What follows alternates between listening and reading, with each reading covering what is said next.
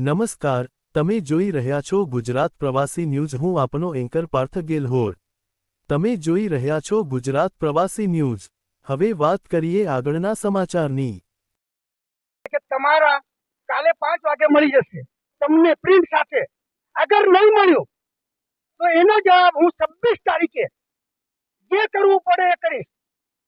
આત્મવિલોપન કરવાની જરૂર પડે તો હું ત્યાં જ આત્મવિલોપન કરીશ, પણ મારા 45 નામ ડિલીટ કર્યા એ મને જોઈએ। અને મતનો અધિકાર તમે છીનવવા માંગો છો। માણસને એકવાર જીવનમાં અધિકાર મળે છે વોટનો અધિકાર એક જ હોય, તો તમે કાપ્યા જ કેમ?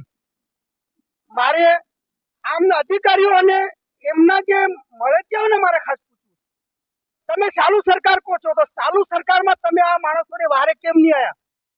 45 નામ તમને ખબર નથી, તમે વોટ લેવા માટે ત્યાં જાઓ છો, પડે ત્યારે તમે આંખ આડા કાન કરી નાખો છો। તો એમની વારે મારી તાલુકા સીટના જે માણસો હું તમામને પૂછું છું કે તમામે આનો જવાબ આપવાનો રહેશે।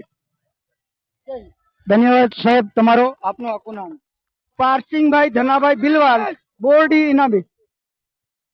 નમસ્કાર। આ પારસિંગભાઈએ જણાવ્યું તે મુજબ આપણે ખરેખર તો સરકાર ઊંઘમાં છે કે કઈ છે, વારંવાર રજૂઆત કરવા છતાં પણ અત્યાર સુધી આનો કોઈ જવાબ મળ્યો નથી।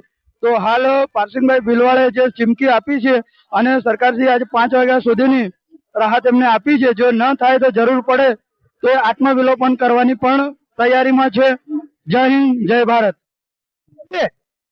આ લોકોએ અમને લોલીપોક આપવામાં આવી, લોલીપોક આપ્યા પછી અમે 1.5 મહિના લડ્યા। પ્રાંત સાહેબ, બીએલઓ, એઆરઓ, કલેક્ટર સાહેબ, નાયબ કલેક્ટર સાહેબ તમામને અમે રજૂઆત ભીખ માંગી। મારા 45 માણસો 1.5 મહિના ભીખ માંગી કે અમે ખરેખર અહીંયા અમે પાકિસ્તાનના માણસો નથી, આ તમામને પૂછી લો, કોઈ માણસ પાકિસ્તાનનું નથી। તો તમે ત્યાંના મૂળવાસી હોવાના નાતે તમે કયું ઓપ્શન એવું આપ્યું કે ભાઈ સરકારને, ચાલુ સરકારને, સરકારી અધિકારીઓને આના વોટ આ માણસ નથી એનો મતલબ મરી ગયા, કાં તો પાકિસ્તાની હોઈ શકે। પાકિસ્તાની તમે સાબિત કરો તો મારા 45 ની મારી તાલુકા પંચાયતમાં હું જે કોઈ બી કેન્ડિડેટ આવશે હું ચેલેન્જ મારી પ્રજા વતી આપું છું કે એક હું ઈંટનો જવાબ પથ્થરથી આપીશું।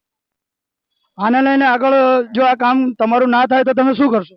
જો આજે વર્ષોથી જોઈએ છે લાઈનમાં આધાર કાર્ડ કાઢવું હોય તો માણસો 2,000 રૂપિયાનું રિશ્વત આપે છે। કઈ સરકાર એમ કે છે? તો હું કોંગ્રેસના નાતે એક પક્ષના વફાદાર સૈનિક તરીકે આ પ્રજા જ જવાબ આપશે અને ઈટનો જવાબ અમે પથ્થરથી આપીશું। જય હિન્દ, જય કોંગ્રેસ। એસઆઈઆર બાબતે તો તમે વારંવાર અધિકારીને દરખાસ્ત કરી હતી, અધિકારી દ્વારા તમને શું જણાવવામાં આવ્યું? આ દરમિયાન જય કોંગ્રેસ ના નારા સાથે લોકો દાહોદમાં મોટી સંખ્યામાં ઉમટી પડ્યા હતા।